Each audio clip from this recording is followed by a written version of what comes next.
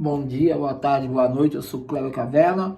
Nós vamos para a nossa sequência de aulas que comentam sobre o livro, né? O que os livros de astronomia querem dizer, né? O que eles dizem. Eu trouxe aqui um livro, eu já li muita coisa de astronomia, mas esse aqui também é muito legal e eu recomendo. A leitura é desse livro aqui, ó, Astronomia, os Astros, a Ciência, a Vida Cotidiana, de Marcelo Girardi Scapo, acho que é Scapo, né?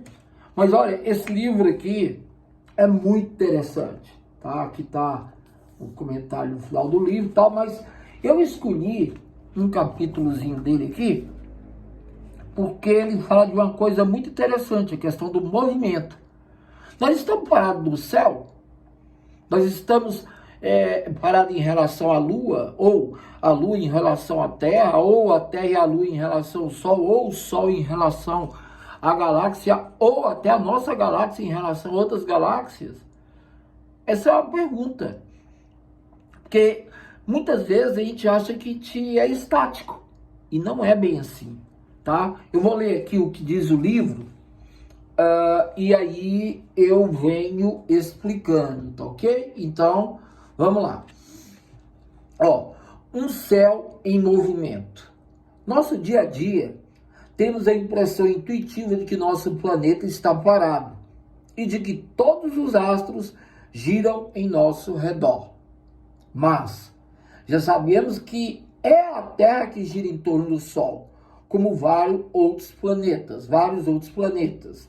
Seria então o Sol um astro estático? Que este sim estaria parado como tudo girando ao seu redor? É uma pergunta. Então quer dizer que, na verdade, a gente não está parado, estaria o Sol? Aí ele mesmo responde, vai falando, tá? Também não. O Sol também se mexe, né? Também não.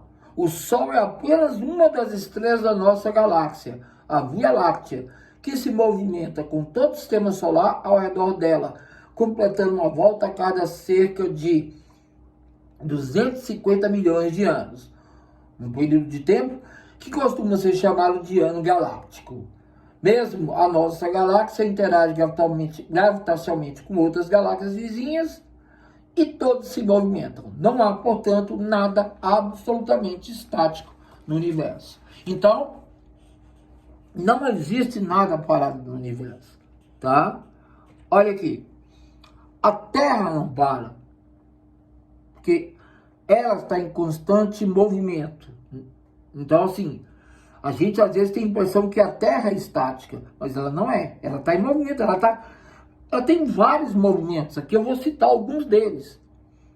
Talvez um dos mais conhecidos é a rotação. E a rotação dela são vários quilômetros que ela faz por hora. Então, assim, fica girando ao redor de seu eixo. Olha só, a velocidade da Terra pelo universo.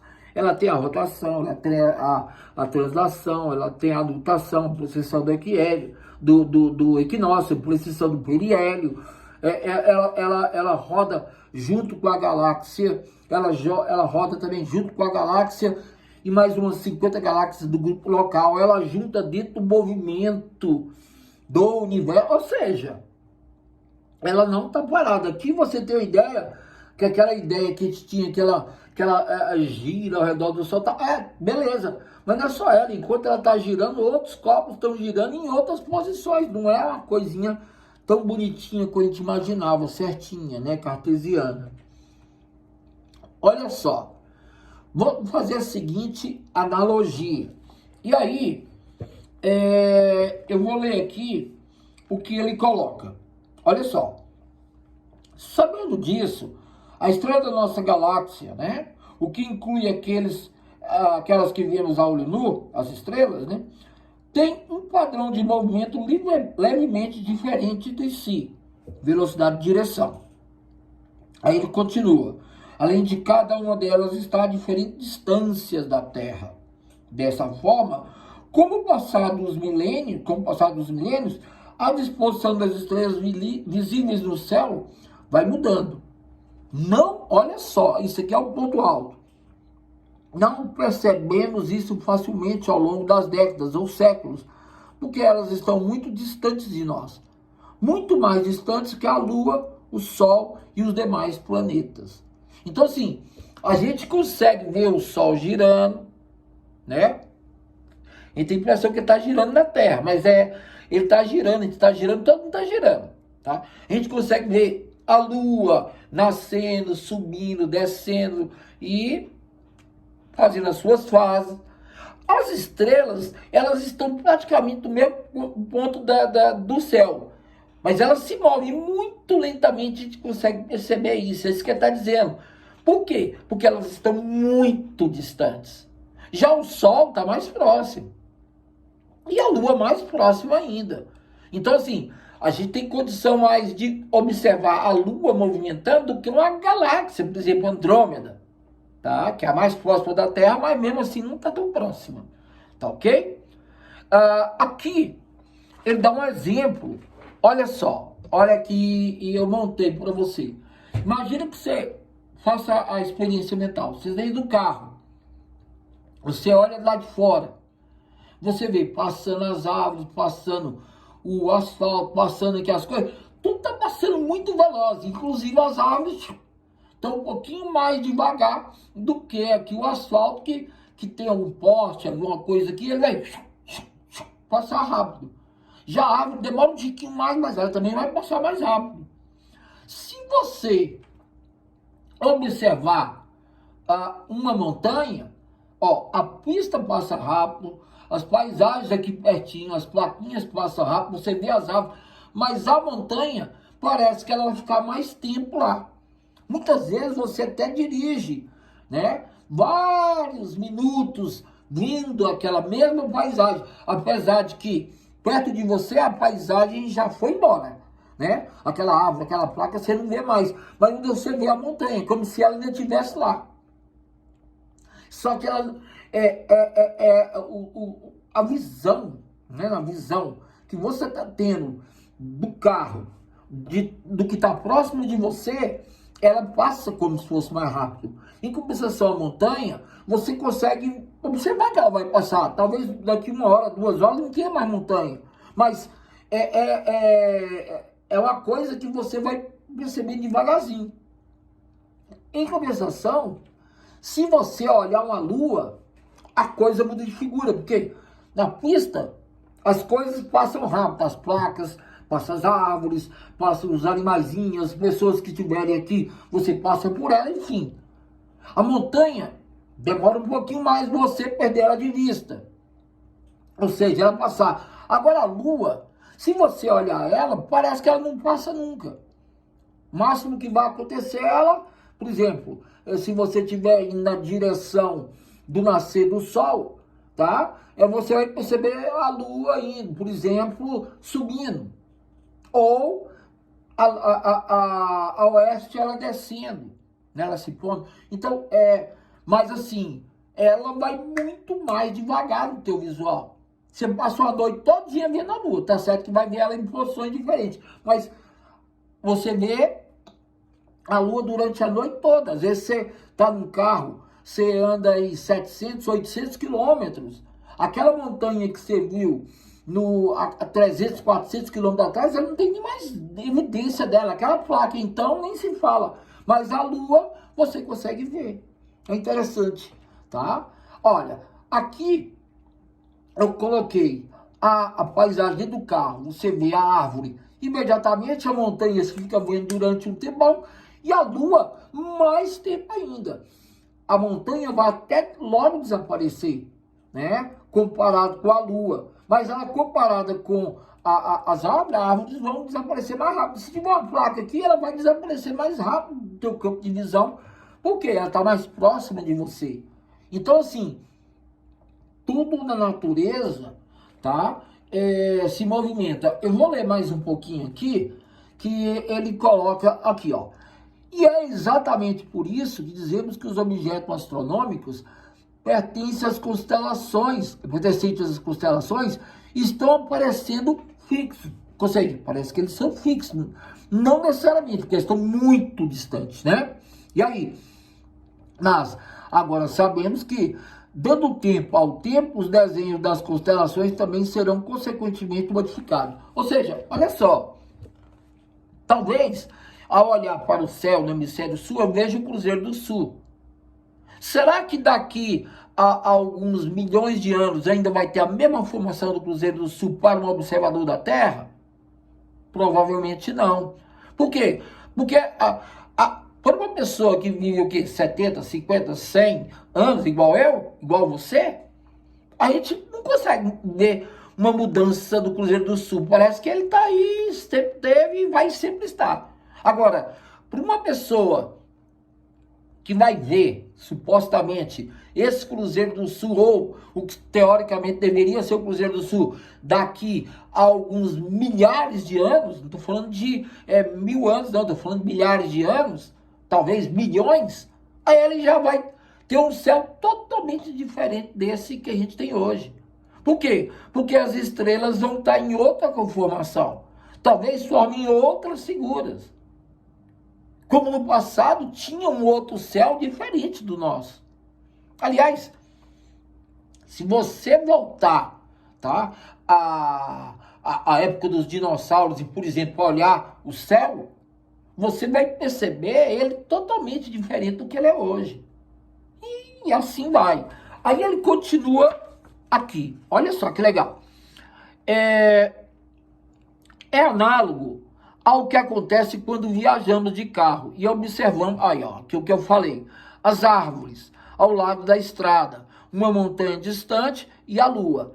As árvores, aí ele fala, rapidamente atravessam o nosso campo visual, pois estão muito próximas do carro. Árvore, placa, algum pedestre que esteja ali parado, te observando, ou, enfim, coisas que você está dentro do carro, está a 100 km por hora, passei. Se você olhar para o piso do asfalto, você vai ver como se ele estivesse até andando. É interessante. Aí ele fala, a montanha talvez desapareça há algumas horas. Quer dizer, aquela montanha que está ao fundo, que você está andando aqui, você olha, você parece que ela não mexe, ela está lá no fundo. Mas você vê mexendo aqui, mas não vê lá. Isso até é um pouco da teoria da relatividade, né? Você tem relações. Nós estamos vendo coisas iguais, mas em tempos diferentes. As plaquinhas, árvores que estão próximas, você vê ela num tempo, a montanha você vê ela como se fosse num outro. E aí ela continua. Mas a lua, daí ele continua, parece nos acompanhando constantemente, uma vez que nossa viagem sobre a superfície da Terra não gera mudança significativa da distância que nos separa dela. Ou seja, se a Lua eu quase não vejo mudança, agora imagina uma galáxia, uma estrela. A estrela mais próxima da Terra é Alfa Centauri. Quer dizer, é o Sol, né, que está a 8,2 minutos.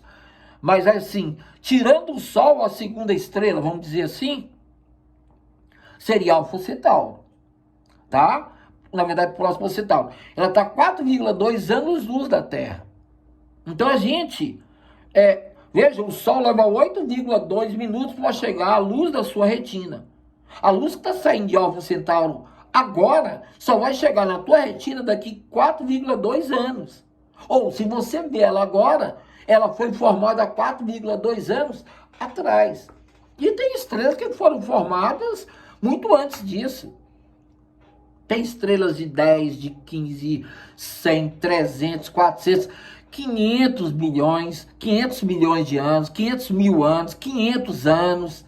Então, de milhão anos, você tem aí uma variação muito grande. Então, assim, esse livro, nesse capítulo aqui, ele exatamente, ele está mostrando pra gente que o universo é movimentado, que ele está em constante movimentação, tá? Só para você ter ideia, a rotação da Terra são 1.670, mais ou menos na média, quilômetros por hora no Equador. Aqui em Brasília chega a mais ou menos 1.500 por aí, tá? Essa velocidade, quer dizer, você pensa que você está... Se você parar agora parado você não tá, porque o planeta está girando a mais de 1.600 km por hora, tá? Ó, outro movimento da Terra, a translação ao redor do Sol. A Terra, além de girar ao redor dela, ela também gira ao redor do Sol. É a translação, quer dizer, é um movimento que leva um ano, né? 365 dias arredondando. Você tem a precessão dos equinócios, a Terra, o eixo da Terra não é certinho, ele tem uma inclinação de 23 graus agora, né? Então, assim, isso provoca a precessão dos equinócios, né? Que é um outro momento, você tá meio inclinado, né? E, inclusive, essa precessão dos equinócios que vão determinar as estações do ano, né? O outono, inverno, primavera, verão, aí depois outono de novo, aí vai, é sempre assim. Você tem de 3 em 3 meses a mudança, né? Então, a precessão dos equinócios, há o movimento de nutação, que é um movimento dentro da própria precessão dos equinócios, né? A precessão do periélio, que é o momento que está mais próximo do Sol, é o periélio, o movimento, o afélio é o que está mais tarde, mas quando ele está no periélio, a gente tem aqui uma precessãozinha, quase imperceptível, mas temos, tá? A órbita da Terra dentro da galáxia, a nossa galáxia também, ela movimenta, mas além disso, quer dizer, a Terra movimenta dentro da galáxia e a galáxia se movimenta dentro do chamado grupo local, que é a órbita da nossa galáxia.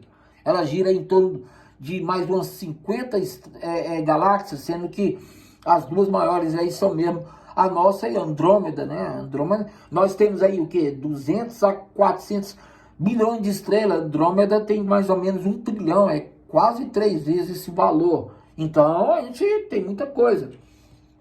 O movimento, então, pelo grupo local, que eu já tinha comentado, tá? Ou seja, o próprio movimento da Terra dentro do universo. Então, assim, eu espero ter trazido bastante esclarecimento sobre esse tema. E, ó, leiam esse livro aqui, tá? Eu achei muito bacana essa parte aqui, ó. Essa parte que tá aqui, ela tá nas páginas 34, 35 e 36 já é a outra. E aqui são as minhas anotações sobre o tema. Eu gosto muito de fazer anotações de livros. Aliás, eu gosto muito de livros, né? Eu prefiro ler, às vezes, um livro do que ler na tela de um computador. Mas é porque eu acho que eu já estou velho, né? Com 60 anos a gente tem essas manias. Mas é isso aí. Um abraço, um beijo e um queijo do professor Kleber Caverna. Você me encontra aqui no Astronomia _ Kleber Caverna ou no YouTube, né? O Kleber Caverna. Se gostar, dá um joinha, tá? Se inscreva, por favor, e mande para outras pessoas, tá ok? De qualquer maneira, valeu, fui!